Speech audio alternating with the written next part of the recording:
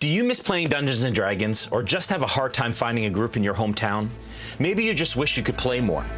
On Discord, we created a community of over 100 people who are playing D&D around the clock. By integrating Discord and D&D Beyond, we're able to provide an immersive experience that is the first of its kind. You can create a character from 1st to 15th level, and then roleplay 24/7 in our Discord channels while combating monsters, crafting weapons, training new skills, and searching for items across our campaign world. You'll also have the chance to participate in random combat encounters and go on monthly virtual quests. Ever wanted to try your hand at being a Dungeon Master? Or maybe you're an experienced Dungeon Master and just want the chance to run more adventures. As a community DM, you can run encounters and virtual quests for the community based on monthly modules written by our very own accomplished plot team. Join us. Join us. Check it out. Join the Discord. Join us. Join us. And let's create incredible stories together.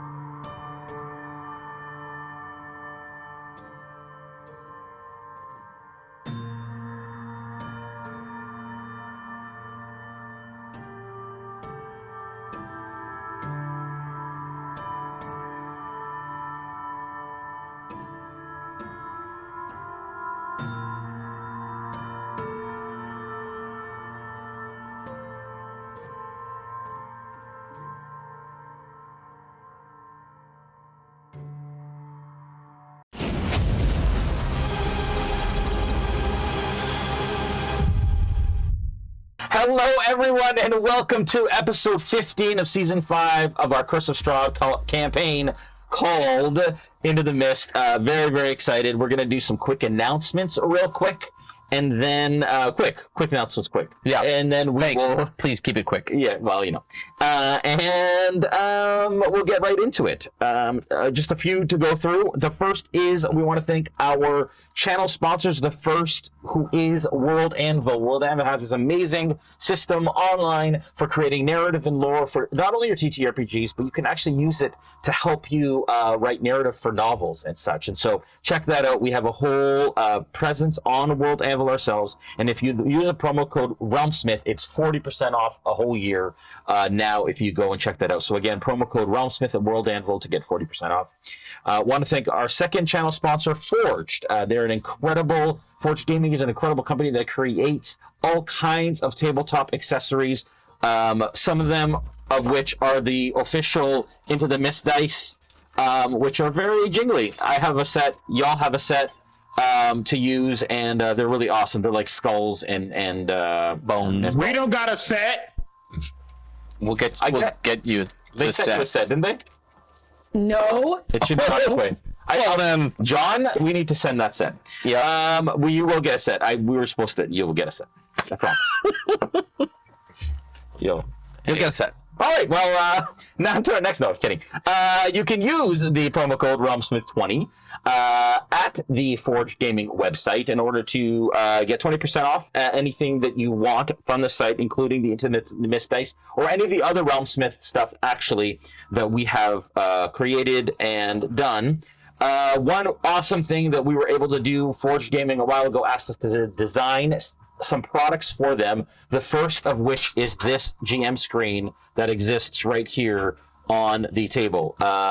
It's fully magnetic, fully customizable with initiative trackers and all of this wonderful stuff. There's pouches, there will be decorative panels, and magnetic rules charts, which stick inside, and you can customize it whichever way that you want for whatever system you want. You can check them out. Forge just launched the preview page for Kickstarter, so you can check it out. If you go to Kickstarter and type in the Ultimate Game Master, you will find the Kickstarter campaign. Hit that notify button to let you know when it goes live. We're not sure exactly when yet, but we're ramping up to that release for Forged, and so we're very excited for them and for that. If you want to be a part of the design process of finalizing this design and helping Forged and us with that, you can go to theultimategamemaster.com, submit your email, and you will get an invite to the private design group, and you will get notified about updates with the project and so on. So thank you, Forged Gaming. Y'all are awesome. You guys are always awesome. It's been awesome for us for a very long time. Thank you very much. And then the final channel sponsor, Sirenscape, as usual. We're using Sirenscape right now. You can hear that in the theme music for Into the Mist. We've inputted that music, but we also did a bunch of stuff for them. Brandon has created a bunch of things. Brandon is here, y'all, by the way. Brandon has created a bunch of stuff for them over the years, voiceovers and so on. And so check that out. And you can, if you just type RealmSmith into the Sirenscape search engine, you will find a bunch of our work, including some of our custom sound sets and so on. So check all of that out. And we also still have Into the Mist sound sets on there, actually. So you can check that out for the stuff that we used closer to the beginning of the campaign. Our series sponsor, Beetle and Grims, has been an amazing company that creates boxed adventures for your favorite tabletop RPG product. You got it. This is the Curse of Strahd Legendary Edition. It is amazing. We use tons of stuff out of this. All of the maps that we've been using for Castle Ravenloft through this season are from this. They don't come in this box. They come in a big tube, which is over here. I'll show you.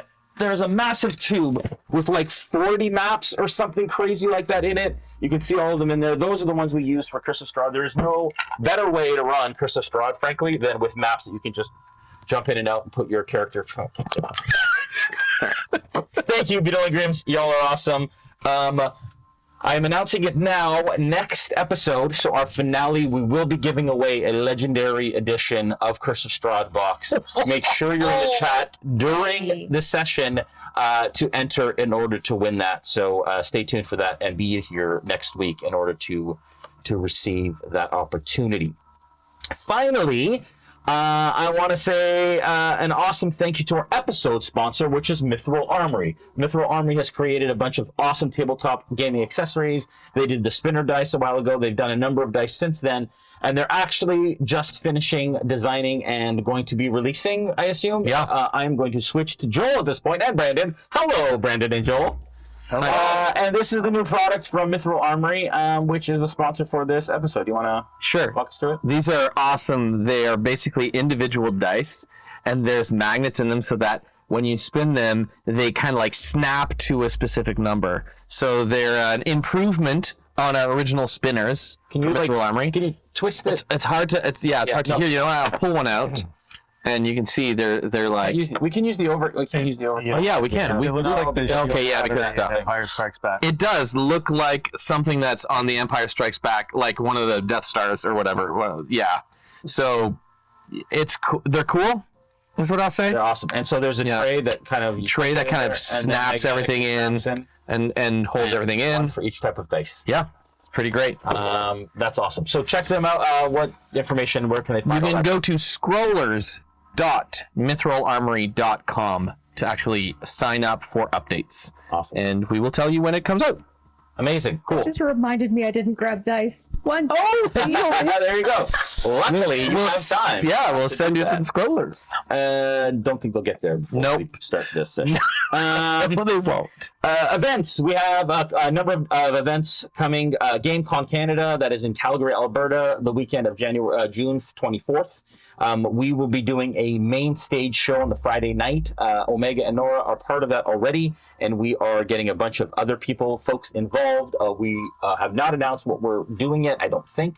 Timey-wimey, trying to figure it out. Have not yet announced what we were playing, but we'll be announcing that soon. But come check it out. You'll be able to meet us, see us live, and there's a ton of stuff. GCC is going to be an amazing first-time year one event. Biggest show in Western Canada with 40 to 60,000 people is what it's expected. So, and it's video gaming and tabletop RPG. So check that out. If you use the promo code GCC RealmSmith at the website, you can get a discount on your tickets. So make sure you do that. D3XC. Oh, what's that? I said, come see us. Yes, come see us. Another place to see some of us is D3 at Sea in the fall. D3 at Sea is an amazing TTRPG cruise experience.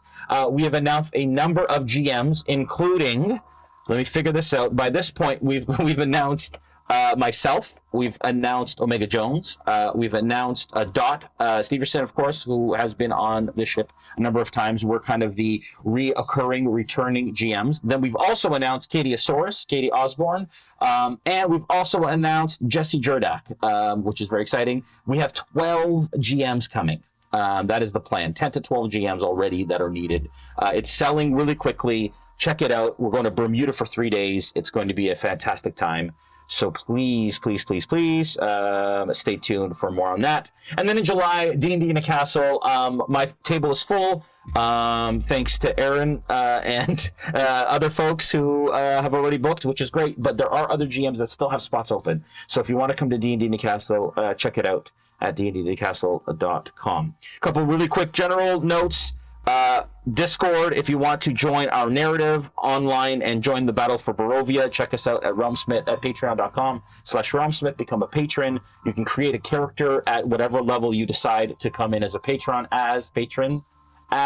and you can play that character in an online 24/7. And what you do in the Patreon affects, or in the Discord rather, affects our on-screen narrative and vice versa. It's been a lot of fun, and folks have a great time. Another way to support us is through merch. You can check that out. There's a link below the video. And we have a bunch of awesome t-shirts, including the In This Moment shirt and set of merch that we just released recently. Thank you to our Smith Guardians and our Realm Watchers who keep our community safe. Also to our technomancers, actually, who do a lot of work behind the scenes, pro bono volunteer, and it's all the kind of technicalities regarding Auge and how to do that. And they've created code that allows us to do things that nobody else has ever done in Discord and for D&D. So we're very, very excited and thankful for that. If you like what you see tonight, consider subscribing and hit that bell icon. Make sure that you comment and you like it.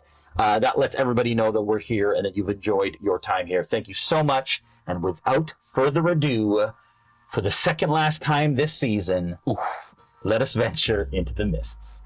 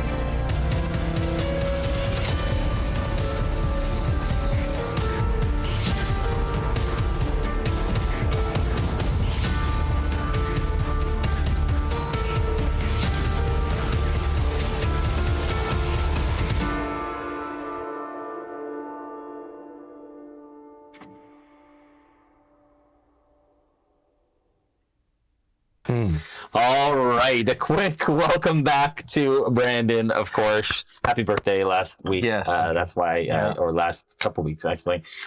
2 weeks ago. Anyways, welcome back. It's good to have you. Thank you very much.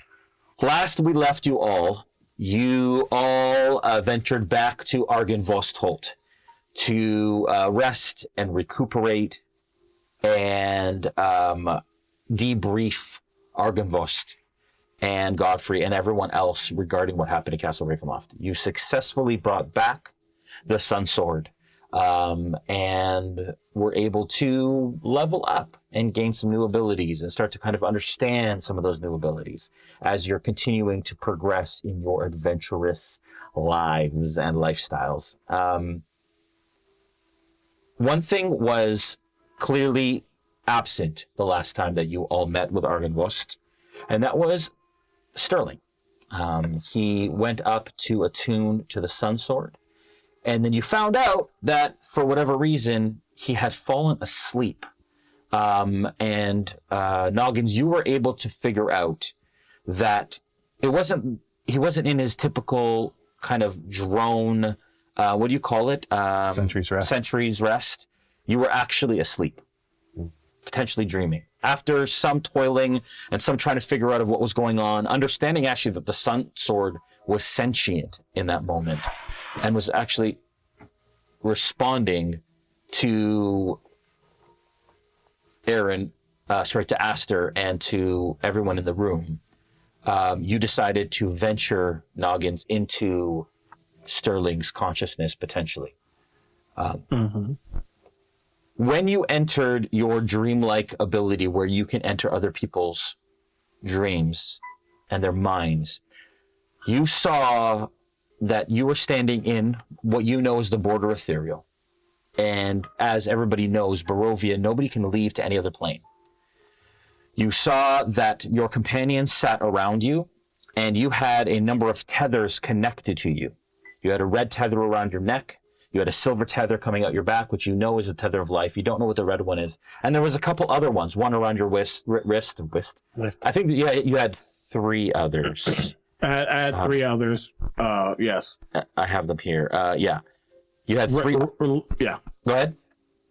Left wrist is sickly yellow. Yeah. Left ankle is glimmering blue, and right wrist is violet. Yes. Violet purple. Yes, and the everyone else violet has purple, violet ones too. right, and the violet purple extended out around your wrist through what appeared to be a tear in the border ethereal in the corner of the room.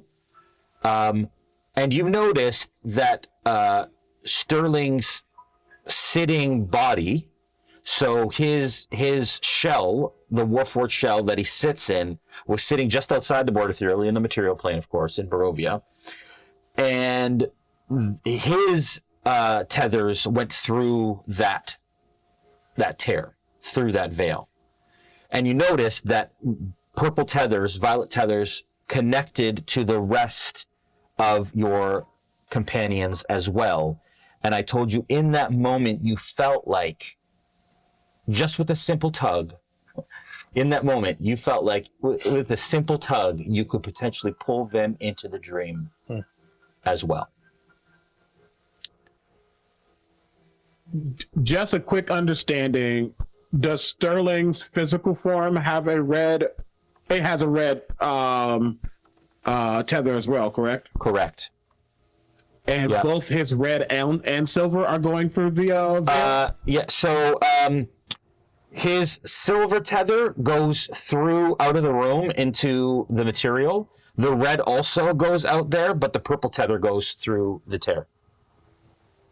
So, okay, purple goes through the tear, Yeah. other two is going to wherever. Yeah. Gotcha.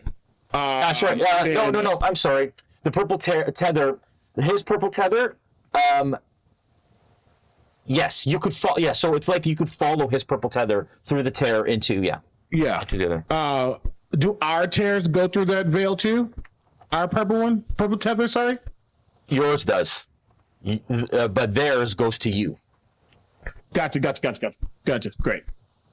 All right. Kind of coming to a little bit, taking his moment to come to his senses and looking and trying to figure out where all these things are going.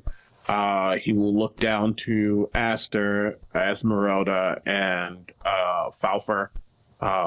Be a little bit confused about why there's purple strings to me. There are no strings on me. Look back to Sterling, concerned, but he can put two and two together, and he thinks that most likely we need to go through that veil. And he will grab the purple and like pull them so softly because he doesn't know how fragile they are. Yeah. Yeah. Are you gonna pull them all? Are they all together? Yes, they're all in the room. Yeah, so I know there's like three different ones. Do the tethers all like coalesce at a point? Or Yeah. just three step one. Yeah, they all kind of coalesce to a point, and then there's one. So you could pull like this, and then they could all. Okay. Yeah. Or you that's could what grab one individually and kind of pull them, if you wanted to. No, I think he's scared. He's doing all at once. Okay. Like y'all all coming here. He's not scared. He's just worried. Yeah. Okay. So,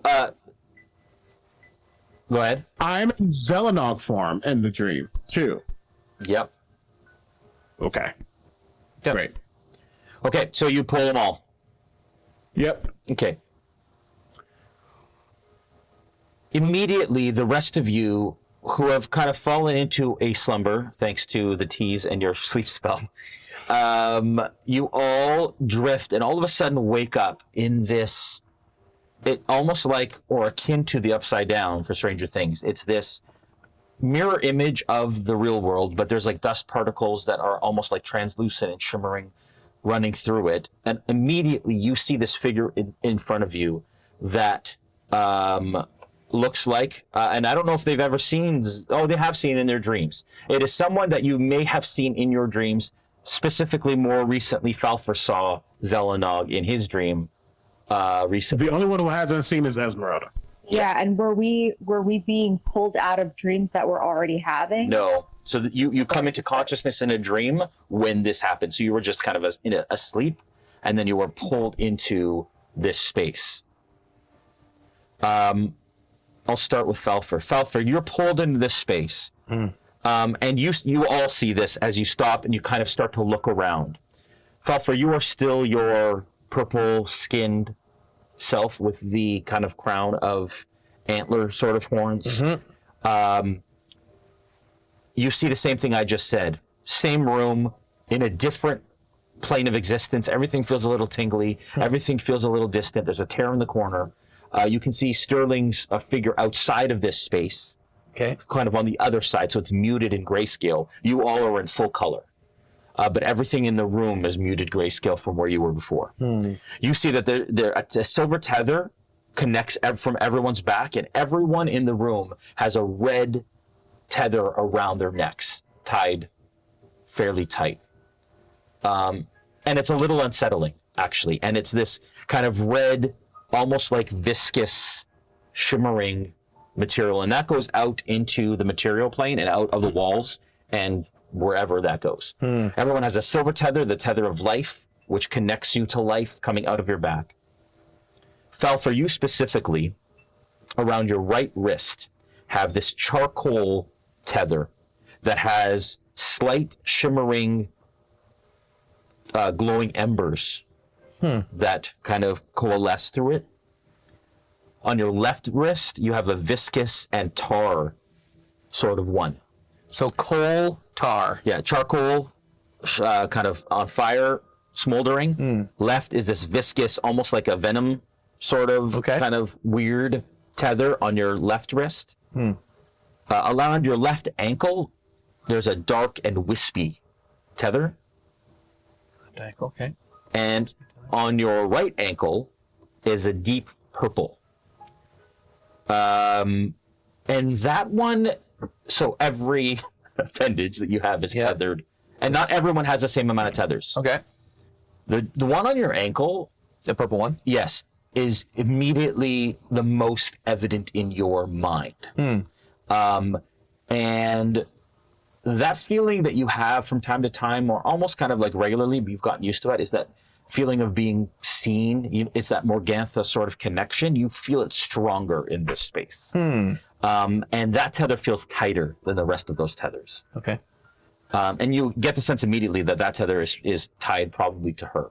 Okay. That is her hold that she has on you specifically. Aster, again, silver tether from your back, red tether around your neck.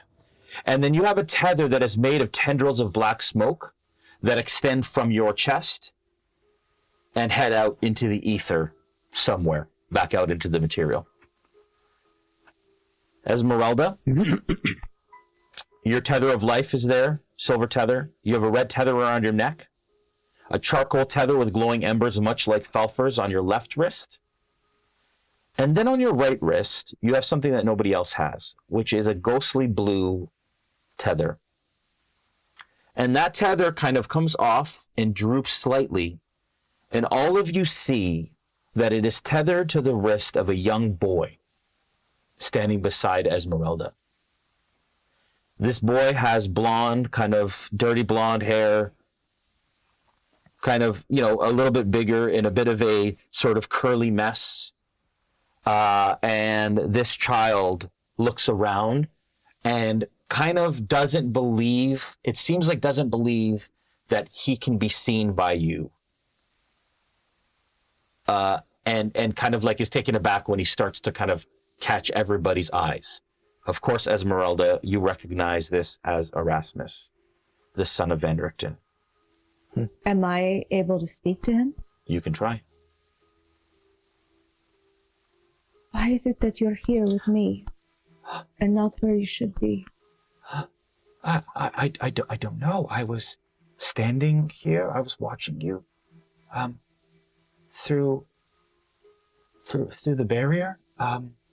And typically all I can do is, as you know, I paint pictures and I can sometimes get your attention, but I haven't shared a space with you in so long. And he looks around, he says, and your friends, welcome.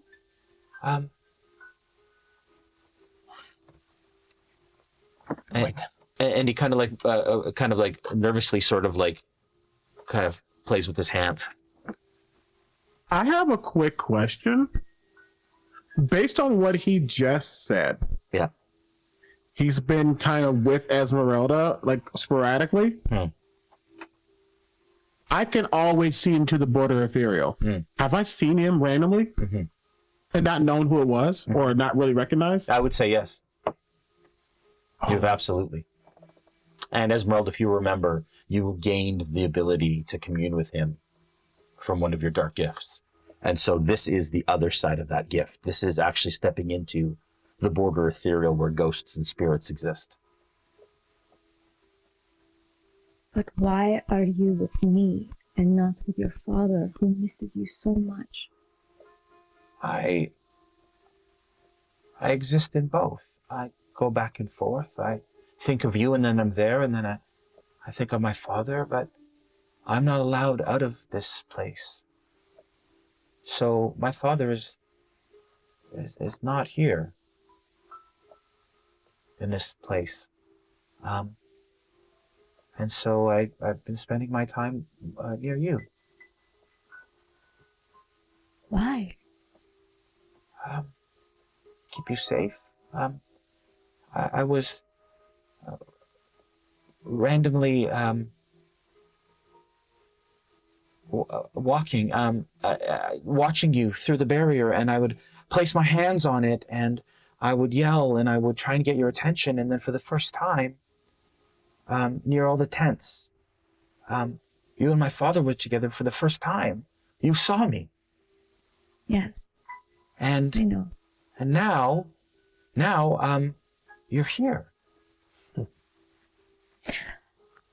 And he reaches out and he hugs you, and for the first time, you feel the physical hug of Erasmus that you haven't felt since before he was taken from you. She very gently and warmly, just almost motherly, like puts her arms around him and just kind of like puts her hands like through his hair. What am I doing here, though? What are we all doing here? No. That would be me. Who are you? It's... She doesn't know. Yeah, I've realized that. What don't I know? You've never seen this version of me. It's me, Noggins. Well, Zelenog. Noggins? I know I'm pretty pretty. It's like... Yeah, it's Damn it, man, you're beautiful. What are you... How is it? the dream can make me be what I was, I guess. And this is just the way I appear. This is my true state, not corrupted by Barovia. Is Barovia that makes you look like that? Not that that's bad. I like how you look either way. I think whatever was broken, once the beacon formed, took parts of me and the goat that I was and kind of just combined the two. And Esmeralda looks at her hands and is like, do I still look the same? Does that happen to everyone? You're not a goat, don't worry. Right, yeah, that makes sense. Sure. Sure. Just like convincing herself of like whatever dream logic is. But you all have, and I just kind of point to everybody's purple tether, the violet one that I pulled. I just felt like I could draw you all into here. And then we could, from here, figure out Sterling. Is this Sterling. Yes, is Zelenog, Noggins. Is this the same kind of thing that you do when you're doing it, but we're not doing it, but we're asleep and you do it? Are we doing what you do? I will be honest, I'm not entirely sure. DM, how different does this feel like when I typically dreamwalk? Different. Yeah. The space that you are when you decide who you're going to... You step through the border ethereal into their dream. This feels different. For sure. Hey, some of my dreams are very private. You can't just barge in. I have never barged into your dream, no. I would always... I don't know how this thing works. I was going to say I typically always ask, but sometimes I can just go in, but I would never do that. Okay. Not to you. Well, this is new. What happens? He just points to the tear. His is the only one that goes through that. So I think we need to, whatever's happening, if he's stuck or getting hurt by the sword or whatever, we're only going to find out if we go through. And do we have any idea where that leads? No. What?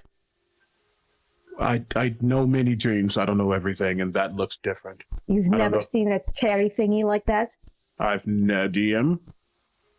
Sorry, go ahead. Seen a tear thing. Have I No. ever seen anything similar to what's happening? No.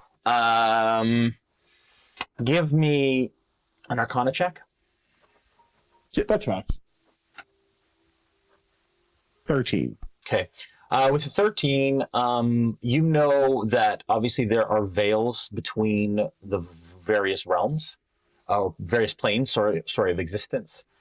You know that through your time in Barovia that nobody can leave, and the only space that you can actually get into that is another plane from the material plane in Barovia is the border Ethereal. You think maybe that this is beyond that. Somehow, some way, a tear has opened up into another plane. And I'd say from your dreams, from your history about dreams and what you understand about dreams, I would say that you know that dreams typically occur on the ethereal plane. In the border ethereal, sometimes it's kind of light dreaming. Deep dreams happen in the ethereal through and into the ethereal sea. You're worried and concerned that maybe that is where this tear leads to. Oh. And sorry, just for name wording wise, Yeah, Ethereal Sea or Astral Sea? ethereal. Okay. I mean, I just wanted to make sure that was okay. Oh, okay. Noted. He just kind of like stares at it for a moment.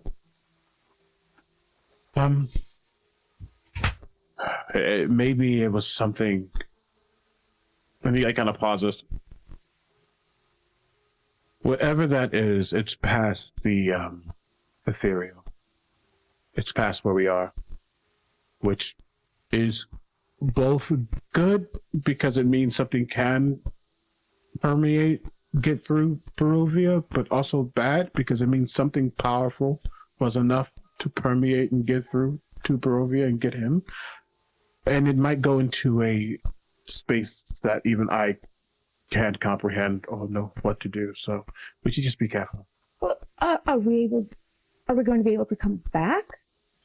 I will try my best. I don't tend to get lost in dreams, but like I said, this feels different. But if we have to save our friend, then we have to try, right? So Falfa reaches for his neck, the thing around his neck, and like tries to pull at it, tug at it. And how about these things? Are you? Can I get it off? No. I cannot move it at all. And as you start to move it, it actually starts to tighten a little bit.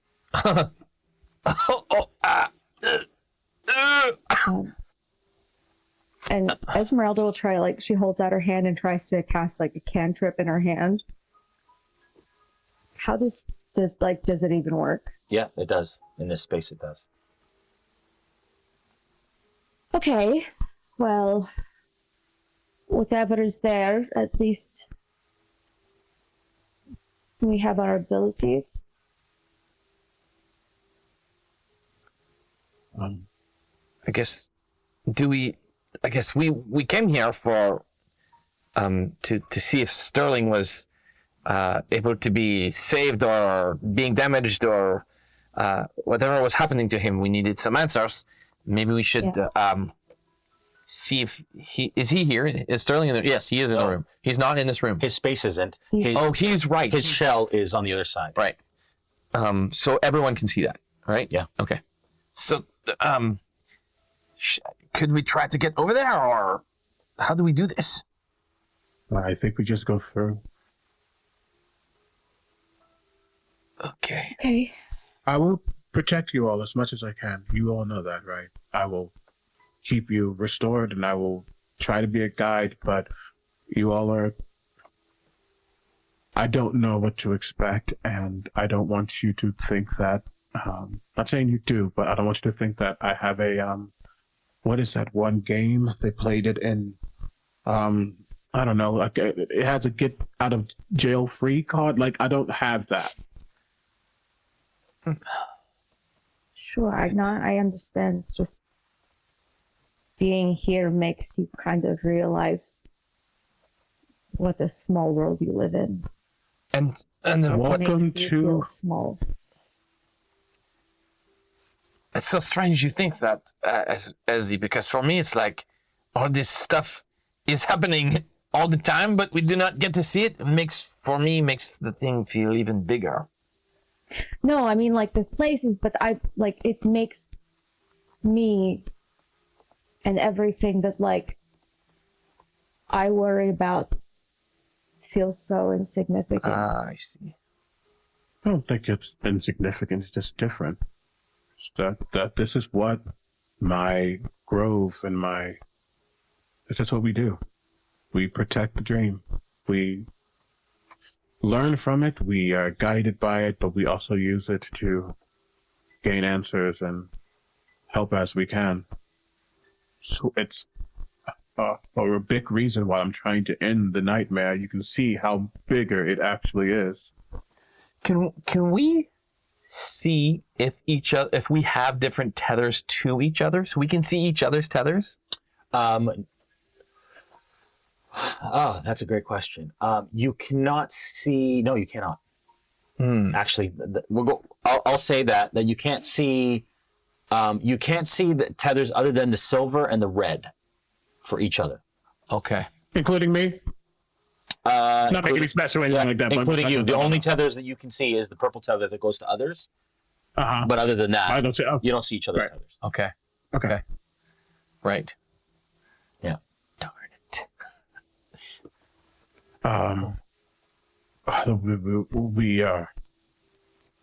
We're here and we need to get going. So stepping through that is... We don't know where it's leaving Barovia.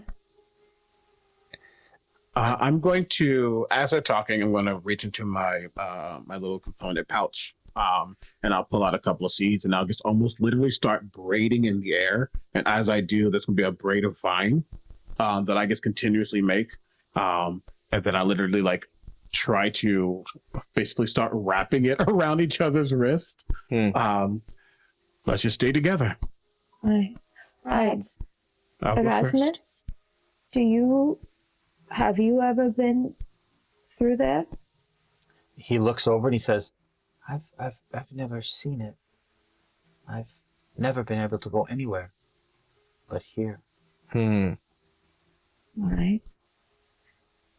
Well, is everyone ready? I mean, I think so. The biggest freaking not sigh but breath is taken, but I will lead the group. He wouldn't feel right if he pushed one of them through first, so he will take that first step through the veil. Okay. And Erasmus reaches up and grabs your hand, Esmeralda. Takes it. Okay. Actually, just really quickly, as I do that, as I start to walk, I'm going to... I need to grab a quick thing over here. Take another seed, and literally just like kind of toss it to the ground. And as I toss it to the ground, it's going to start to bloom into this flower. And as it blooms into a flower, almost something else like a bud almost appears. And as that bud appears, it almost takes the form of an egg. And then the egg cracks and opens. And a small little bird, like a multicolored bird, is going to form. And it's going to like outstretch its wings and start to put life into it before it rises into the air. As I use my wild companion feature and gain a familiar. Nice. That's new. It is. Erasmus goes, I don't know their name yet. you can tell Erasmus is like excited by it and smiles. Somewhere in the back of Ezzy's mind, she thinks, if you plant the seed of a chicken, it does turn into a chicken. Deep cut. Great. All right. You all head through? Yep. Can I get a marching order, please? Marcus is in front. I'm going to be at the back. I'll go second. I'll go third. Okay. Noggins, you're going through first? Yes. Okay. As you step through the tear, I die. we're going to go over to Brandon. Welcome back. Hey! All right. Sterling, weary and, battle worn from Castle Ravenloft, you head up to your chamber after having been debriefed.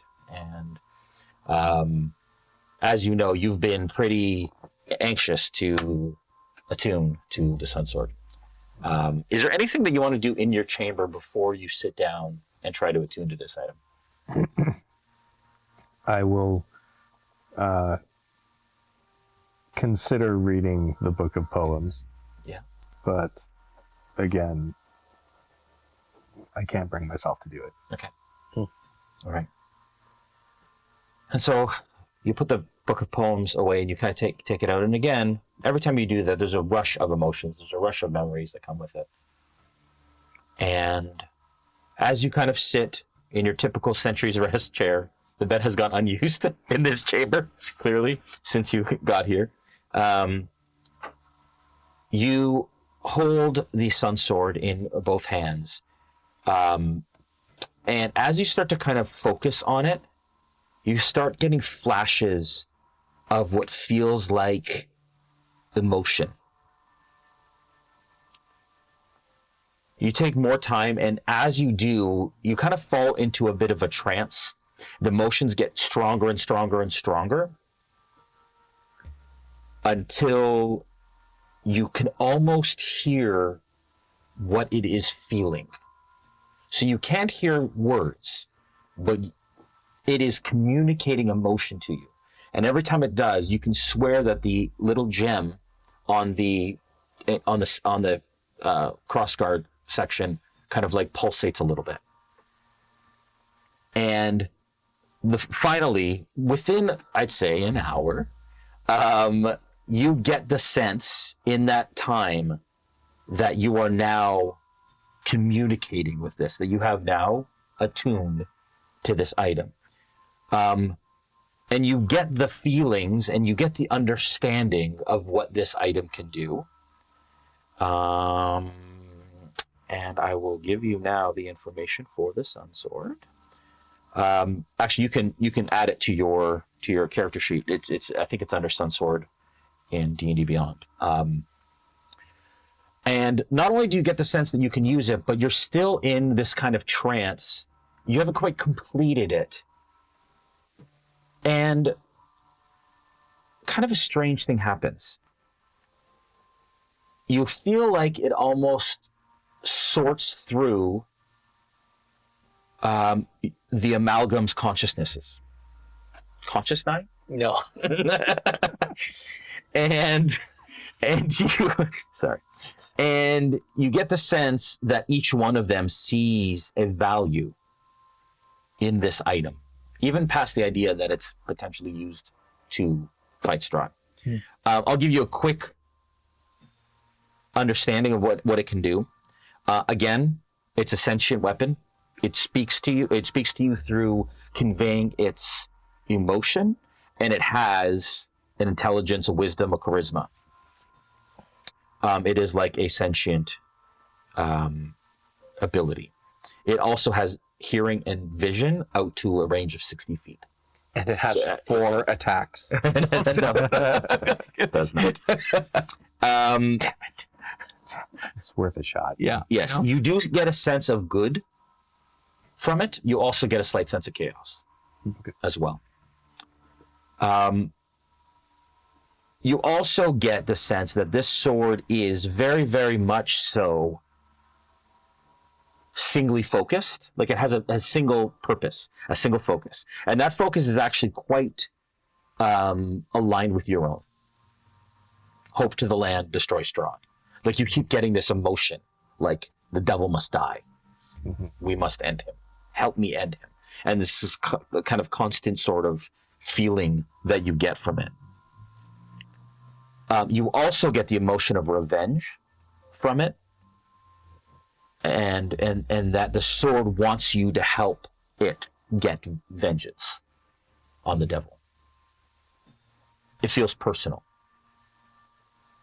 It is a long sword, and it also has the abilities of the magic item, a rare magic item called a Sunblade. So you get the item appears to be a longsword hilt. While grasping the hilt, you can use a bonus action to cause a blade of pure radiance to spring into existence, or make the blade disappear. While the blade exists, the magic longsword has the finesse property. If you're proficient with short swords, long swords, you're proficient with it.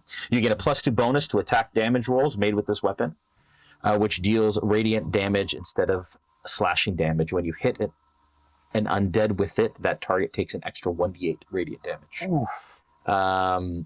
The sword's luminous blade emits bright light in 15-foot radius and dim light for an additional 15 feet. The light is sunlight. While the blade persists, you can use an action to expend or reduce its radius of bright and dim light by 5 feet, each to a maximum of 30 feet each, or a minimum of 10 feet each. So anyways, you can get that. It's a sun blade. You should be able to add sun sword, so welcome to and congratulations on attuning to the sun sword. Ouch. That's an amazing weapon. That sunlight is going to be so clutch. Yeah. Yeah, big time. Radiance on hit. Yeah. Yeah. So you gain all this knowledge. You gain, like, you understand it. It feels like it's part of you. How does each of, and really quick, and not each, you don't have to say each of the consciousnesses, but what would you say are the kind of the main themes of how each of them feel as it kind of cycles through them and they start to process the information that this item provides? I would say most of them feel relief. And there's one particular one that feels a little bit of fear. Okay. Which one's that? Shock. Okay. Feels outnumbered. Interesting. Where normally he doesn't. Yeah. Yeah. There immediately is a glimmer from another consciousness, one that has been absent for some time, and that is the boy. And in that moment, you almost get this sense, and then in this darkness of this sword, you get the mental image of a dark space, and the consciousnesses all kind of like stand around in this space, and you in your shell kind of hold the sun sword. So you're seeing the sun sword as if you were holding it, and the consciousnesses kind of stand around it, and they're all kind of talking and discussing. It's this weird sort of like in your mind premonition or vision. And in the very, very, very, very distance, you ignite the sword and it brings radiance to everyone. Everyone's like, wow, except for Shog, who kind of like backs off and kind of steps out of its radius. But you almost see like a spotlight drop and illuminate the silhouette of a boy in the distance.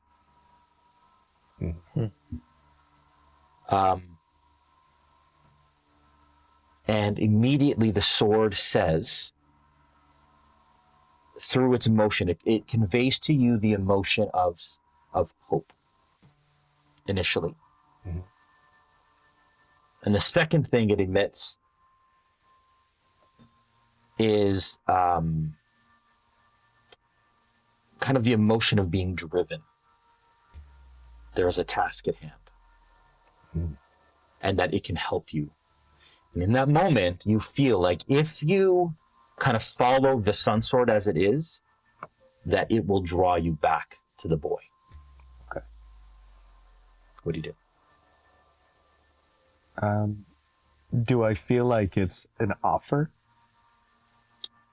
At this point, yes, absolutely. You feel like it's like, and then you get the sense of emotion.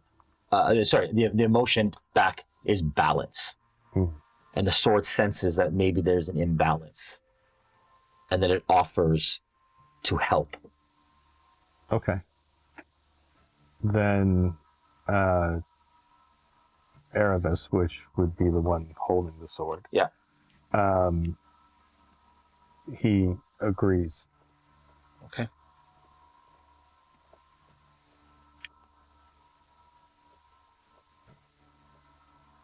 Immediately, you feel like you're pulled out of the space that you're in, and things kind of move quickly until it stops and there's silence.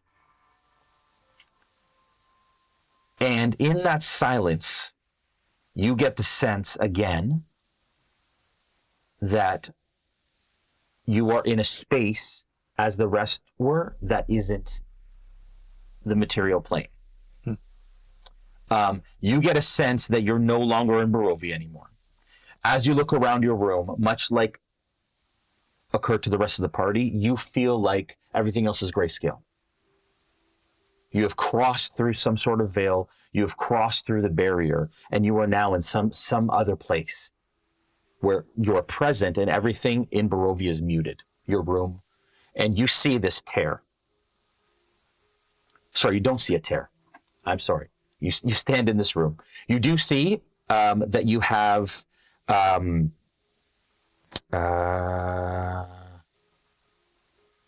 tether around your neck, which is red. You notice that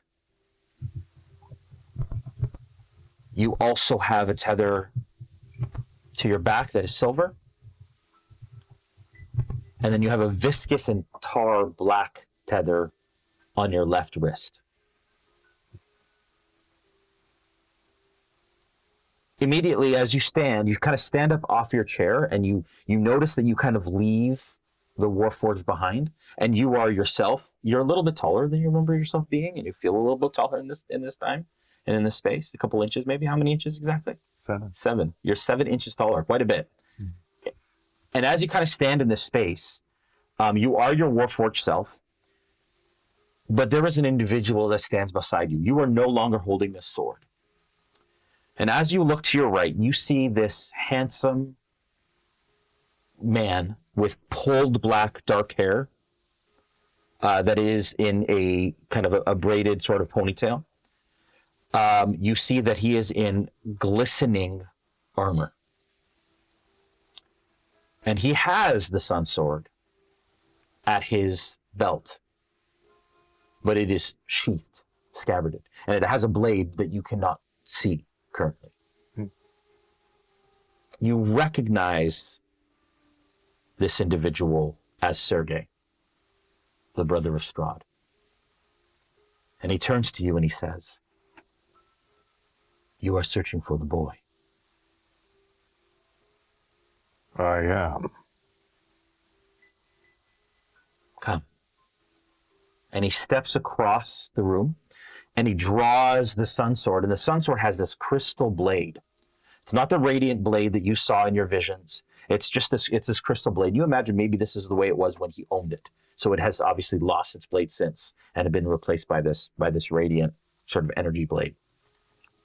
And he takes it in his hand, in both hands, and he stabs it basically into the wall almost, and begins to open up this tear in the space that exists. And as it does, it almost like a lightsaber would, the edges of the veil or this tear kind of glow and glisten as if it's burning through. And he sheaths his sword again. He says, "Come." And he turns and he steps through the veil and in the tear. Okay, without hesitation, I follow. All right. Okay. You step through. We're going to go back to the rest of the party. We've lost Noggins. Noggins has stepped through the tear and he is no longer with us. That black area is the tear. Yes, that's right. That's good. I'm going to say it's all good. We can wait for Omega for a second, but basically you all step through and you find yourselves in a misty, fog-bound dimension. You look back, and there's a number of things. As Falfer, when you step through, as soon as you've stepped through onto the other side, you are now good old normal Falfer. Not like pre-hex blood? Pre-hex blood. Wow. You don't feel different, Right. but you visibly look different. Okay. As you step through the veil. Esmeralda, when you step through the veil or the tear, All of a sudden, that grasp on your hand, you feel leaves. And Erasmus is no longer with you. And that blue tether that connected you to Erasmus goes back through the tear.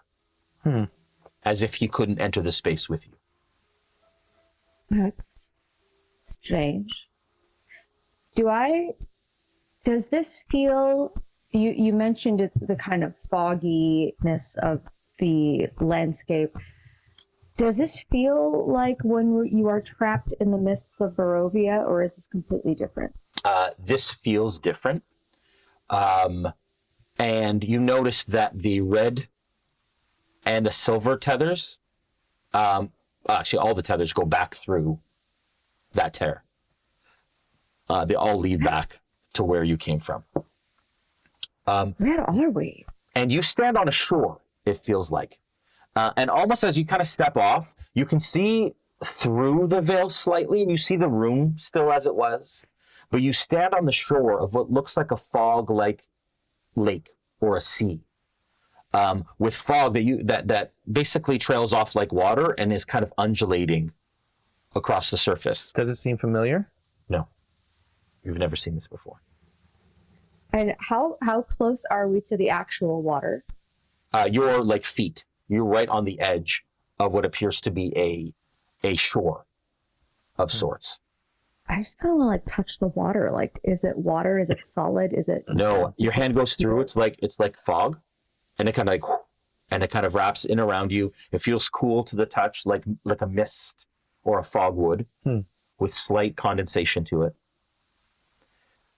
And you can only see, your visibility pretty much is only 60 feet around you. No matter what dark vision, whatever, it's about, the fog kind of closes in around 60 feet. So you're on this shore, you see 60 feet behind you, see 60 feet out into the fog, and then it just fog past that. Can I tell if this is illusory in any way? Like, does it feel like it would be something akin to an illusion that I might put together? Arcana check. Okay. What were you going to say, Noggins? I was just going to say that it is more flavor if you give permission, Nora. As you start to put your hand in the water, I think you're going to see like a vine wrap around your wrist and attempt to pull your hand out. I don't know what this place is, and I wouldn't want you to make a decision that you might regret. The smallest thing cannot be what you think it is here. Noggins, is this like a different land? Are we in somebody's dream? Is this a memory? What is this? The Ethereal Sea is it's something that even I'm not an archdruid like my mom is. She probably knows a lot more than me. This is something that I haven't learned yet. I just don't want you to get hurt. 18 on the Arcana check. Okay. You're right. Thank you. This feels like as real as the material plane in Barovia felt. So you feel like this, the ground feels real. There's a sense of possibility here. Interesting. And so it feels very real as the realist dream feels. And you're all present. You swear you're there. You swear you are where you are. But there's this weird sort of like, again, sense of possibility that surrounds all of you. As I kind of look around and take the space in, I think there's a sense of awe and wonder for sure on Zelenog's face. Nog's calling me Thor. On his face.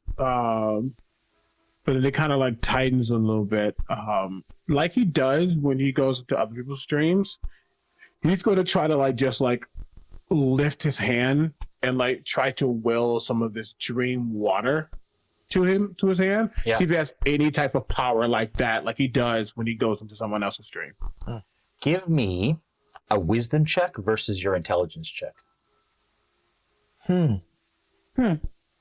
That is two sides of a coin, so we are quite aware. Wisdom. Flat wisdom is a 19. Intelligence, 4. Okay. 19.4. Okay. Yep. As you do that, you start to kind of manifest the fog, and it kind of comes into your space, and you feel like you could mold it into any shape you sort of want it to. You could project it, and you could control that fog. And you all watch as Noggins does this seemingly awesome kind of trick out of the fog. What is that? What are you doing? Did it feel like I had any metaphysical concept form essence trying to stop me from doing that, or did I feel like I had full control? No, you feel like you had faith in it and you willed it to happen. Okay. That there's a sense of relief, at the very least, that folks would get insight wise from Noggins, as he kind of plays with this fog and plays with the water and just okay, all right, I'm not as helpless as I thought. Sorry, when you have control of a space like this, or at least understand the fundamentals of why it is, it's not imaginary. I'm not sure what you all can do, but this is what I do as a druid of dreams. I shift and weave, and everything I do is connected to a space like this. So I wanted to see in this newer area if I could do the same. That is very, very cool. Hey, but you all are here too, so if you think it, you can do it. That's what my dad says, and we don't believe in that. That's why he's no longer in the Grove. He sucks. Wow. Okay, a lot to unpack there. Yeah, just family things. That's strange. But no, if you, I don't know how you believe, but if you trust that you can do it in a dream, then if you have the right fortitude, I guess, then you can. All right. Well, at least before the tear, the spells were, I guess, magic use was still an option. I guess it's the same here too.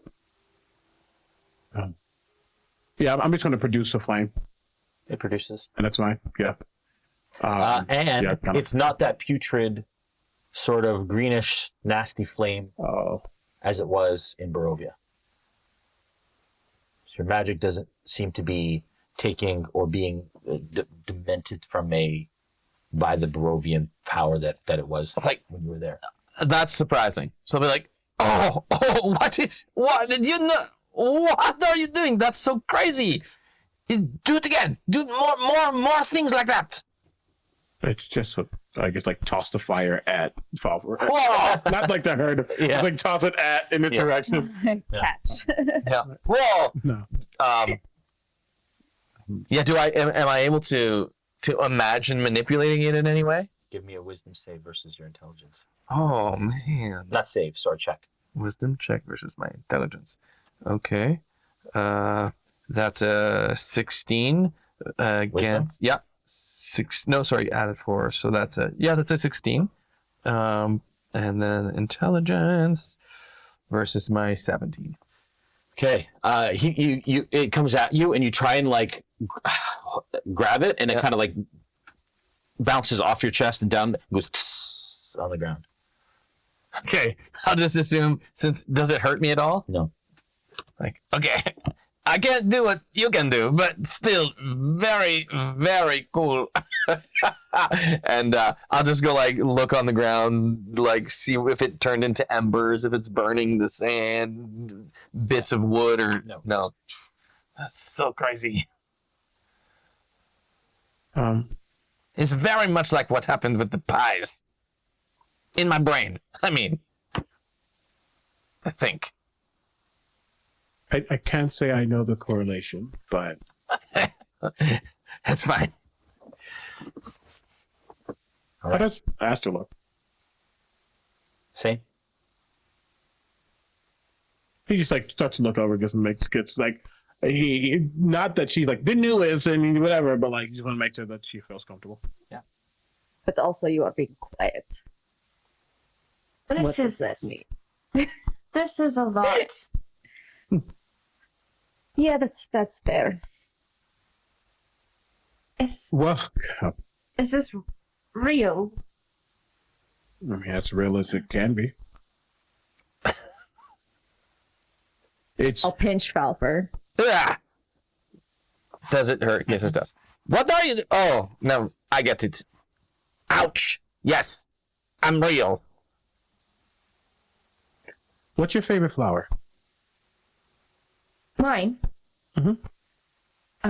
The lily of the valley.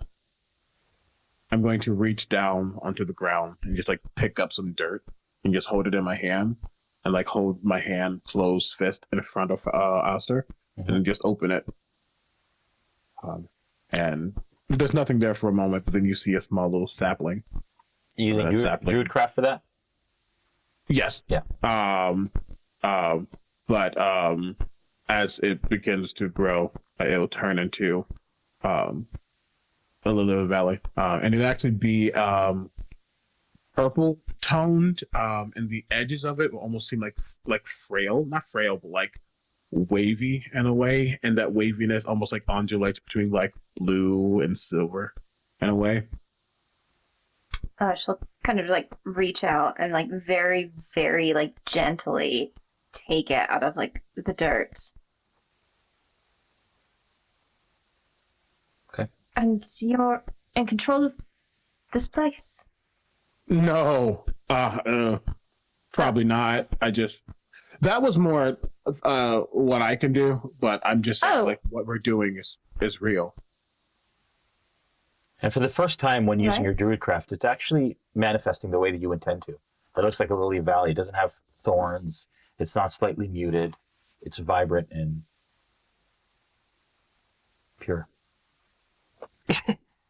Is it just me? Are we not in Barovia anymore? Because like, I mean, I'm not sure if you noticed this or not, but like the things that you're doing, they are not all kind of gucky and dirty and slimy, and all the magic seems to be, all your magic is like pretty and beautiful, and it's like that's such a great reminder, and I don't remember this being this way for such a long time. My brain definitely is it works slower than most, but it works, promise. And yes, I don't think we're in Barovia, but that doesn't mean we're free. But wherever we are, this is outside, and the only way it could happen was through that. He points back to is the tear still there? Yeah. Okay. Through that doorway. So, but it is the closest we've been to being free that we've felt so far. Like maybe we don't have to beat Strahd. Maybe we just come and hang out here for a while, and You sound like Roan. I mean, no, let's kill Strahd, but I mean, also, we don't have to kill him. Not because I don't hate him. I mean, I think the man should die several times over, thousands of times over, perhaps. Maybe we kill him in his sleep as well, just for surety, but this feels really great. You get stuck in a dream, it's a little harder to get out. And when you say it feels really great, you feel like for the first time since you arrived in Barovia that those eyes aren't on you currently. And you feel like that constant sense of being watched that eventually you kind of just get used to is gone. Almost again, like there's this white noise that is always there that is now just not there, and you realize it for the first time. But as soon as you say that, you feel a slight tug on the red tether around your neck.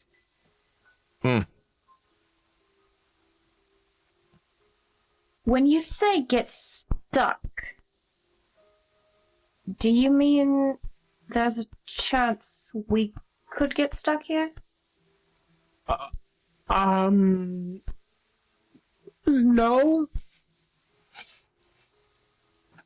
That sounded really reassuring. Yeah. Thanks for that. No, I think we're doing that thing that most humanoids do, and that's overcomplicate things. If we just do what we have to do and get out, then we'll be fine. Right. You know? Sterling. Right. Sterling. We just go. Okay. All right. Like starts to look around the expanse. Do I see the line, Sterling's tether line? Yeah, it heads out off the shore and through, and then disappears about 60 feet away. Walk on the beach, anyone? That's where we start. Out over the ocean of fog. Oh. Like the sea of fog. Like it goes like off the shore and deeper into the sea of fog. Well, I hope walking on water is part of your dreamscape. You know, I wasn't planning on that being so. If I had the foresight to know that we would be dealing with water, I feel like I could have dreamed into existence the ability to water walk. Not now. I would have to maybe sleep on it. Perhaps you could conjure in this place like a dock or a bridge or Give me a wisdom check versus your intelligence. Oh no! This is terrible. This is terrible. That is. I do have water walking. I'm 17 I don't versus have it 17. 17 versus 17. Okay, all of a sudden you watch as a dock begins to kind of apparate out of the mist, and it kind of creates this dock. And then a bridge comes off the end of the dock and then turns, because you said, what about a dock or a bridge? Right. And so then a bridge starts to kind of build, and then you're like, oh, and you start to panic a little bit, and then it all disintegrates and goes away. Okay. Okay. Do I know I'm the one who did this, or do I Imagine think that? when you said dock or bridge, Okay. it started to manifest and then it dissipated. Okay. Fog. Did So anyone else see it? Yeah, everybody saw it. Okay, so I'll turn to everyone else, like surprised, and then go. Ah! Bridge. Don't strain yourself. Bridge dock. Okay. Maybe you should keep talking, actually. That seemed to... Right. Okay. Bridge dock. Bridge dock. Honestly, bridge can't dock. believe I just said those words, but... Yes. Come on. Okay, fine. I get it. Check again. Bridge dock. Bridge dock. Okay. That will be a 26. Okay. Against a 17. 26 for wisdom. Yep. Okay, all of a sudden, a bridge apparates into a dock, into a bridge, into a dock, into a bridge, into a dock, across, and solidifies, and it is now a real bridge into a dock, into a bridge, into a dock. I turn to Noggins and I go, ha, look what I did! Now your turn. Could you put flowers or something? This is great. Oh, okay, well, you go first. Go, walk. And the only thing is that as you start to approach it, it's halfling sized. So because it came out of his mind, it's like a really Single small file then. bridge into a So dock. I'll be like, walking up. Look at me! Look, I'm on the dock I made! Yeah. Yeah, I start walking. Okay. I just like lean over to Aster as he starts to walk, and I say, "This is why most druids don't get to become dream druids, because too much power just looks at Valfer making bridge dock over and over. It gets a little so A little chaotic. a little bit. Okay. So Falfer's walking across his bridge docks. I'll go. Okay. Yeah, I'm not gonna let him go by himself. Okay. So all of you kind of I'm like going to bypass him. you have to kind of like walk sideways. Like you can't. It's not wide enough to kind of like walk. So you kind of like you start. I'm going to get to where he is and then literally jump over him. Yeah. And then keep going. Okay, and you're kind of shimmying across, maybe thinking this isn't the best way to traverse the sea of fog, but you do. And as Can I- yeah, go ahead. No. Go ahead. I'm about to say, could I attempt to will this thing to be wider? Yes. Just What do you imagine? Yeah. I will. Yes, I will attempt to do Same that. thing. I'm working on his thing. Just kind of. Okay. A little bit. Okay. Give me a save against the whiz, please. So yeah. There you go. Wisdom is high. 23. Intelligence is also high, but not for me. Is 16. Okay. So I would say you said bridge dock, I think is what you said. So the dock at the end becomes longer and then it goes across. So it's basically like a dock that continues to kind of go a ways. And you all start to head on this wider dock across the sea. Ooh, spacious. Okay. You travel a little while, and what you see is actually in front of you, just maybe 40 feet, comes through the fog. You see what appears to be almost like a dome of this undulating black, smoky material. And your dock kind of like extends. And I'm going to say, for the sake of brevity, that you keep manifesting docks across this thing. A dock bridge. Each time Falford attempts to, I guess, like cover his mouth. Yeah. Yeah. Let me do my literal job. Yeah. And so as you're walking and you start to kind of approach this thing, and as it comes into space, it almost looks like the side of a dome that disappears into past your view. And it's maybe like 20 to 30 feet to the left of your bridge dock. But it's this undulating source of black, smoky energy. Does it resemble either of my black tethers, the charcoal one or the wispy tether that's on my left ankle? Yes, slightly. And the only way it does is you get the feeling of, I would say like evil and chaos from it. Like it gives you all the creeps. The hairs on the back of your neck kind of stand up. So like not that way, right? I think that is the way. I assume is the tether going into that area? No, it's going past.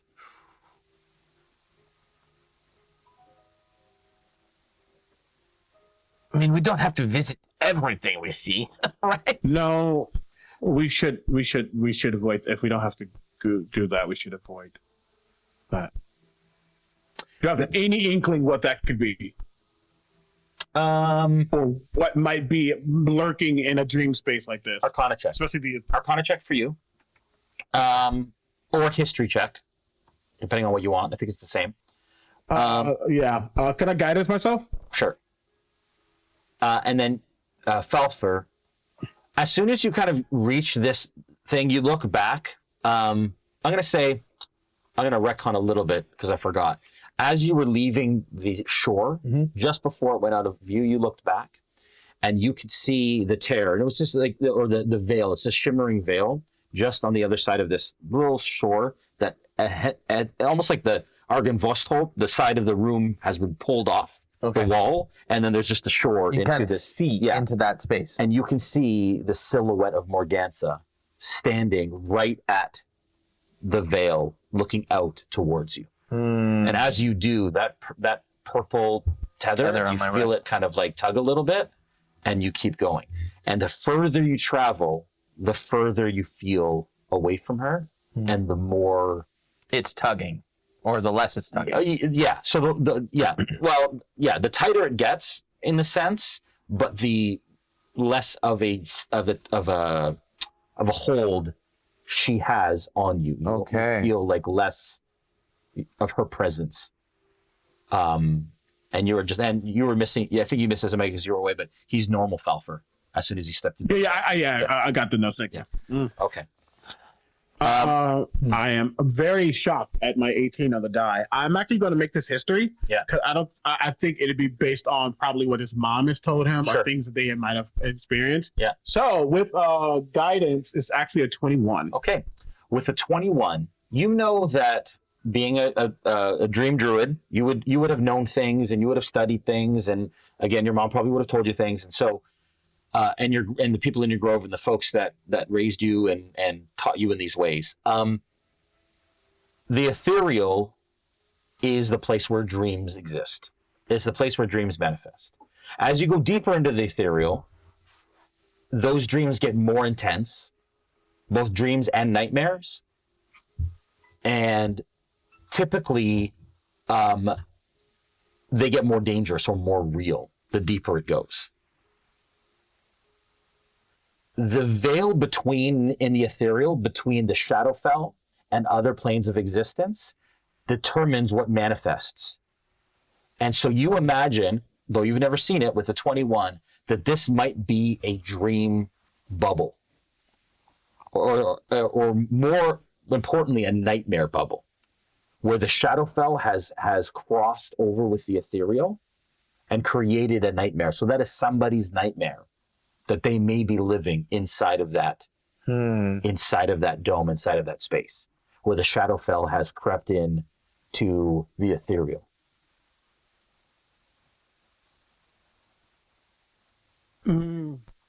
Okay.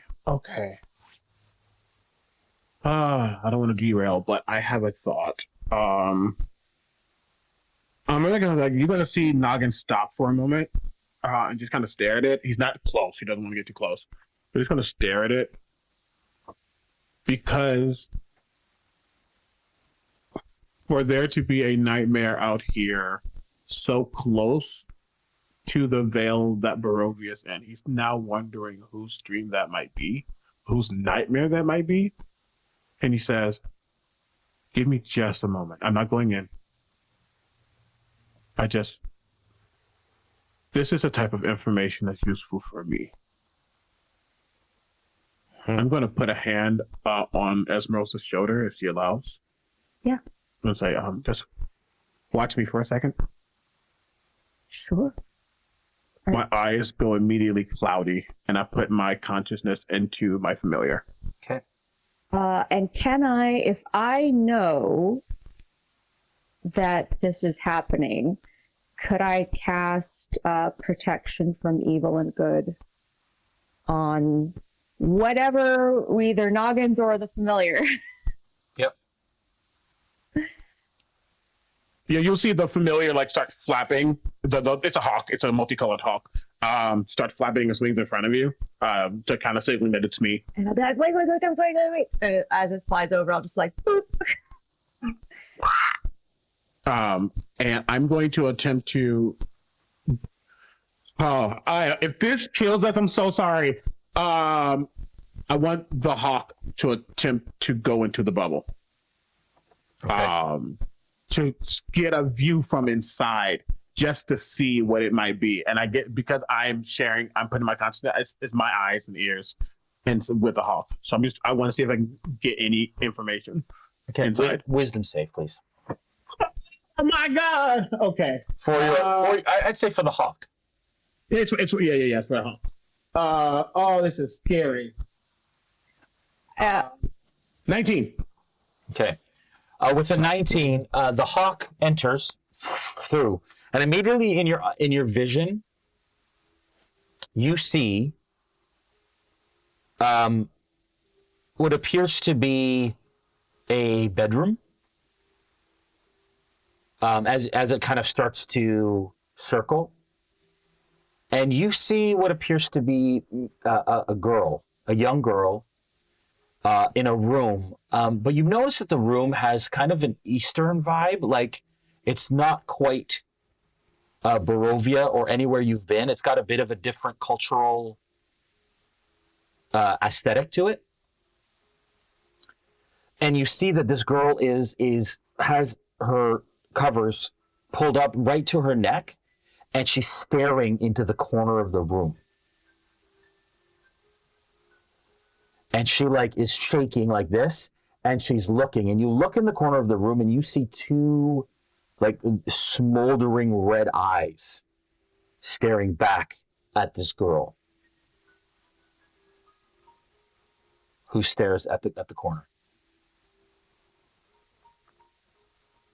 Do the eyes look familiar any way, shape, or form, or just a pair of eyes just staring at her? Yeah, just a pair of eyes. in the dark corner. So a shadow corner with two red eyes. Does the girl seem familiar, or just seem like a random girl? Random girl. Okay. If that is all he sees, he was just worried it was like something he doesn't know, but he will attempt to. And it's like a stalemate, just them staring at each other. Yeah. No one's moving. Yeah, she's like really scared, and you can hear her kind of breath catching. Okay. There's nothing I can do in this form, but he's not going to try to push it. He will take the hawk and fly back out. Okay. Leaves, and you watch the hawk come back out of the dome. And I'll come back into myself. The hawk will just kind of fly and hover over me. Oh, I was worried that it would be something else. We're good. We're good. We're good. But good. What was it? Well, I don't know. It was a nightmare. It was a little girl afraid about what might be in the dark. So that whole thing is somebody's nightmare. Yeah. But you don't know who it is. No, I didn't recognize the girl. No. Okay. Now what do we do? This place is so strange. Oh, we keep going. I was just I was making sure that it wasn't someone we knew. Okay. Good. No, that's good. At least I didn't recognize him. I don't know if anyone else would. I wouldn't test it. I don't know what the creature was, and got to be careful. So I guess we keep going in the same direction. Dock bridge thing. We'll follow the string, yeah. Okay. Right. And remember, they can't see the know- string. Every time he talks about the string, you guys have no idea what he's talking about. Right. Okay. I could, if it's safer, I could send an arcane eye in to see what's there. If you feel like it's dangerous. Inside the bubble? Yeah, I'd have to get a little closer to it though than that hawk, so I think we can call it as we see it. I don't. It's not that I don't want you to do it. It's that the less who know that we're here, the less of a problem we'll have. And I got lucky that I wasn't spotted, or at least my buddy wasn't spotted. And maybe it was, I don't know. But it didn't feel right for me to just let that go without knowing who might be inside. Everyone has dreams. Everyone has nightmares. That's fine. Your guess is as good as mine here. I don't know what we're doing. Okay. I think we just go. Okay. Okay. You all continue on back to Sterling. You step through this tear, and Sergei stands beside you, and it's you in your Warforged frame. And Sergei kind of like extends his arm across this rolling, mist-filled kind of expanse, this sea. And immediately this Barovian sort of boat appears. And he kind of steps into it, and he says, "Please, come." I'll join him. Steps in, and it starts to go of its own volition. And you go for some time. And you notice that you lose track of time very easily in this place. It comes in and out. You don't know how, immediately you've been going for some time, but you don't know how long you've been going. It feels maybe like a couple minutes, and then how long have I been here? I've been here days. It's quite disorienting and quite confusing as you travel for some time. And Sergei stays very silent through this, but his voice and the interactions that you have with him are very familiar, in the sense that it feels like when the Sun Sword was emoting to you. Okay.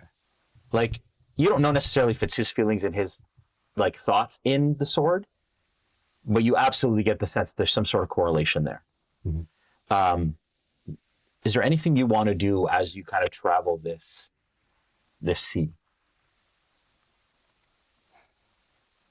Well, I'll be very curious about Sergey, because we've never been able to talk before.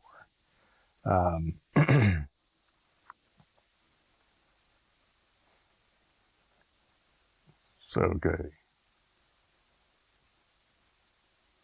where are you taking us? To the boy. He is. You want to find him, yes? Yes, but why are you helping? Because you are the hope for our people. I cannot do anything from here, but here you are. And to bring balance, and you did something that no others have been able to do. You have brought the sword back to the side of good. My brother had it imprisoned for much, much, much too long. Speaking of your brother, I will need to know everything that you know on how to defeat him. It's strange. I still love him.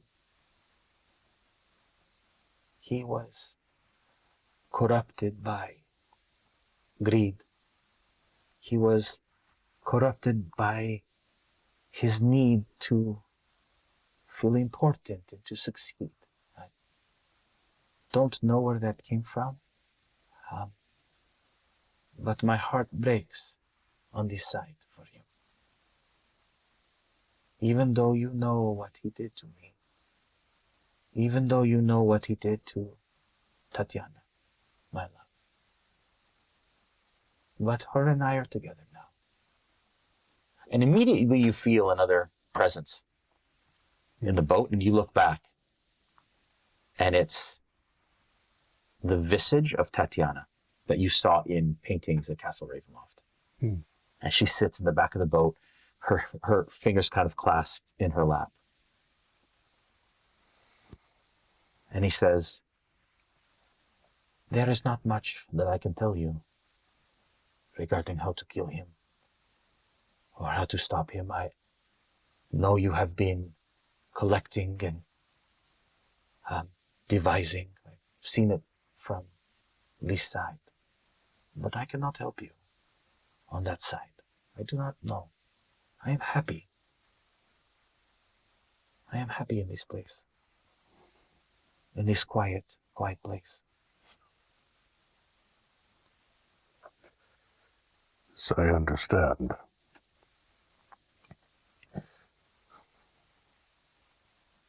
But I have been told that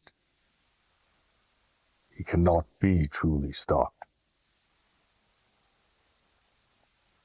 Is that true from your understanding? I need to know if our quest, this one, that we undertake together, I need to know if this is destined to fail. To find the boy. No. To bring hope. To free Barovia. Once and for all.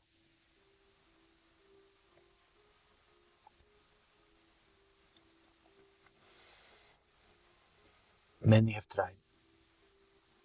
None have come as close as you have. None have come all the way to my crypt and been able to access what you have. So I don't know. I have stopped hoping. I too am tethered to that place. And you watch as a red tether kind of materializes around his neck. and heads back, as well as around Tatiana's neck and heads back through past behind the boat as you travel.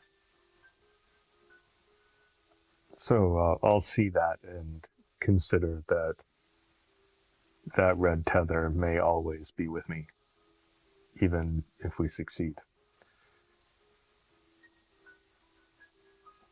I see. And with that, I'll fall silent. He says, it approaches. And as you look out, just as you travel in the boat, at the edge of your vision, you see a roiling, churning, dark cloud of wispy black energy. As soon as we get close enough for me to, I'm guessing there's land. Not that you can see. It's No. just a dome in the middle of this sea ocean. And as you get closer and closer, you start to see more of it, and it starts to curve and open up. I'll walk up to the edge of the boat, as close to the edge as I can get,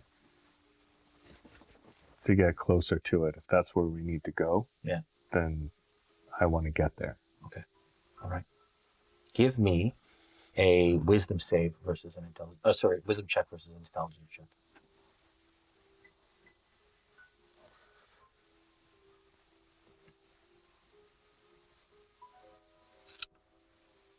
It's a 19 for wisdom and a 9 for intelligence. You're there all of a sudden. The boat goes and hits against the side, like you've just jaunted like 50 feet, and you're there. And he looks at you and he says, "You may go." Will you be joining me? I cannot. Do I have any of my stuff with me? Yeah, you have everything that you imagine that Sterling would. You are Sterling. Okay. True and true. But he has the sun sword. Currently, it's around his waist, yeah. Okay.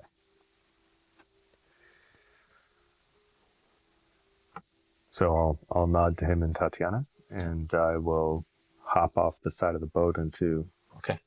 the darkness. All right. You step through, and all of a sudden, you feel something change. You feel an immediate shift in the environment.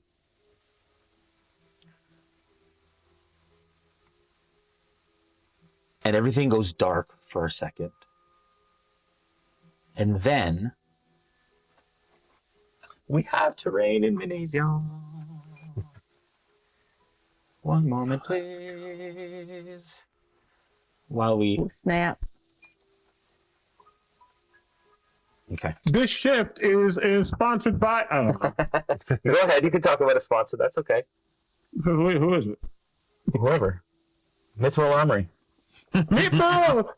Hey, are you fantastical and you like mythology and you are so cool like a bagel and just want to roll on? Then go to Myth Roll Armory. I sponsored this message. You're welcome. That's great. Fantastic. Your check's in the mail. Yeah, checks in the mail, dude. Appreciate it. Please. I don't think promotion gets any better than that. No, I don't think it does. Yeah. Well, this is crazy, dude. That's good. It's fun. All right. Let me just 1 second. Everybody will be able to see it in 1 second. As soon as I do this, and then as soon as I do this. Ooh. Yeah. All right. Interesting. Immediately, Brandon, Sterling, you know that you are in a familiar building, a workshop. Very, very notably, your father's workshop. Oh. And as you stand on the kind of the flagstone floor, you feel the cold exterior of your shell. And you look down at your feet. Let's say you look behind you and there is a table that is kind of at an incline with a step at the bottom. And you feel like you came to, let me go back just a sec. You feel like you come to and you're at an incline. Almost like you've just come into being. You look down and you see, lying at the base of this table that you're on, the visage of your father, Arminagento, his skin gray and his eyes fogged over, and he holds the body of his son, the boy, lying on the ground in front of you. And in that moment, you are brought back to that moment that Sterling, as you are now, came into existence after your father did what he did. And you do see a familiar note lying at the base of the table beside your father and the boy's body. What do you do? All right. So, am I Sterling the boy now? As you look at yourself, you're Sterling the Warforged. You are in the Warforged shell on the table that you know your father did the ritual or whatever it was to to transfer the consciousness of the boy into you, and in the process sacrificed himself and his life to do so. Okay. Not again. And I'll hesitate, but take a step off of this the inclined platform and kneel down next to the bodies. Have we gone back?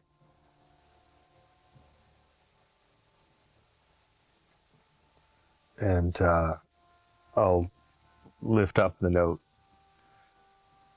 in a slightly shaking hand. Yep. Immediately, as you pick up the note, you unfold it, and you hear a familiar voice. Sterling, my beloved son, what I must do now is no easy task. I'm not ready, but I never will be. My son, your condition has worsened of late. I no longer have any other option. If you are to live, I must complete this task. You have made me proud, my boy. A father could not be more grateful than I am to have a son as kind, thoughtful, and bright as you. I wish your mother were here to see the young man that you've become, and I know that you will leave your mark on the world. Please, forgive me for what I must do now to give you that chance. I have faith that this procedure will save your life. Luna, make it so. But it will also take me from you, my son. There simply isn't enough time to find any other way. Sterling, please forgive me. I know that I am giving you a new pain to bear. I am replacing your physical ailments with mourning and grief. Just know that I do this so that you might live, so that you can see the beauty of the world, enjoy the pleasures of life. I wish I could be with you to help you through this time. I hope that you will find peace, live a life without the burdens of physical pain, without needing to eat, or drink, or breathe, or sleep. My son, I believe that your future will be bright and full of joy, but the world can be a dark place. I have a collection of things for you by the door, things that you will need to protect yourself and others. All I have left to give you is the wisdom that my father gave me. May it guide you out of the dark places and lead you to a place of peace. Live and make the world better than it was when you'd arrived in it. Love and show the world that true goodness can never fail. Persist. Never stop going forward. Keep picking yourself up when you fall. It's fine to fail, but you have to keep going no matter what. I love you, Sterling, my wonderful boy. I love you with all of my heart. And with that, huge thank you to the voice on the recording, which is Keith Baker, the creator of Eberron, who really wanted to play your father in this episode, but couldn't because of family things that he had to do today. So he was going to be a special guest today and appear live. But thank you, Keith, for taking the time to record that. So cool. The father of That's Eberron cool. and the father of the Warforged species. So pretty special. That's pretty epic. Yeah. So thank you, Keith, of course, for that and for Eberron and for Warforged. Yes. My first character I ever played on stream was a Warforged. Nice. So Yeah. cool. Thank you, Keith. It was very sweet. All of a sudden, the scene shudders and the building shudders. And you feel like something draws near. You get this sense all of a sudden that in this space there is something outside of the tool shed. This is different than you remember the scene being. You remember the what happened after this, which actually tell us, please. In your memory, which is distant at this point, it's separated from this point. What do you remember happening when this happened naturally the first time? Well, the boy in the Warforged's body laid next to his father and, well, himself for an extremely long time, to the point where he didn't know how much time had actually passed, before he finally picked up the note and his father's book of poems and the things that his father had collected for him in leaving, which eventually, weeks later, led to him being pulled into Barovia.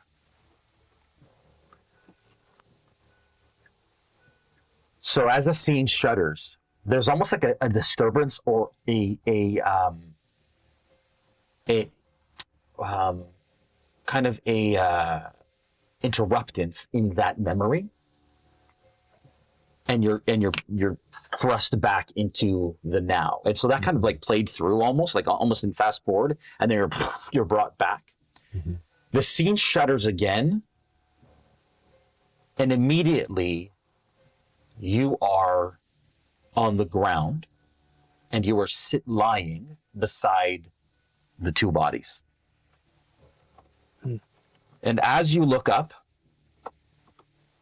you see the visage of your father, who looks like Keith, with the Keith Baker hat from Hero Forge, official item, and the boy standing above you in the space. And immediately you feel like you've been thrust into the boy's body. That you are no longer your Warforged self. And you see, though ghostly in nature, that you are now the spirit of the boy. The amalgam is gone. The Warforged is gone. And as you look up to your father reaches down and grabs your hand and says, "Come, boy, we must go." What do you do? Father, it is not yet time. You gave me a second chance at life. I have more to do. He says, "Something approaches. Come, boy, I've got you." And he begins to head towards the door with your hand. Okay. I'll go. Okay. back to the rest of the party.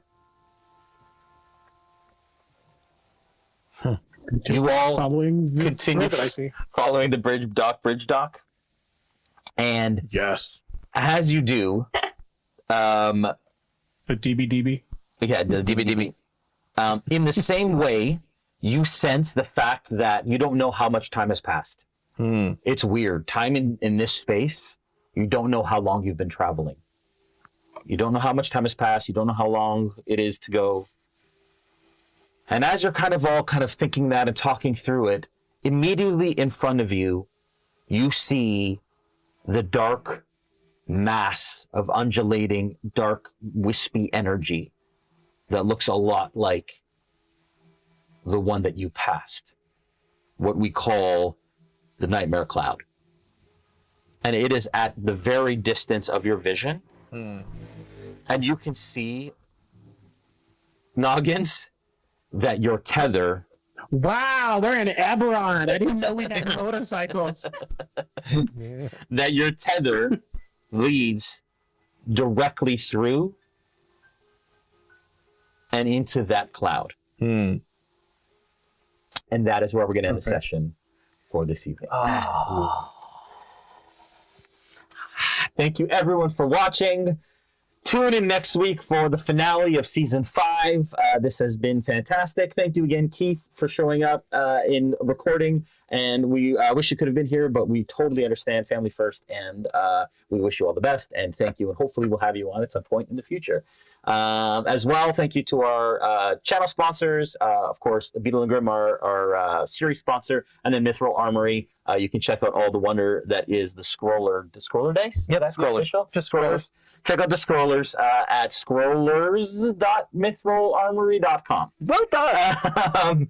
And you can check them all out there. Make sure, again, if you liked what you saw tonight, you hit that bell icon to be notified when we release content. Give us a thumbs up and comment and all that kind of stuff.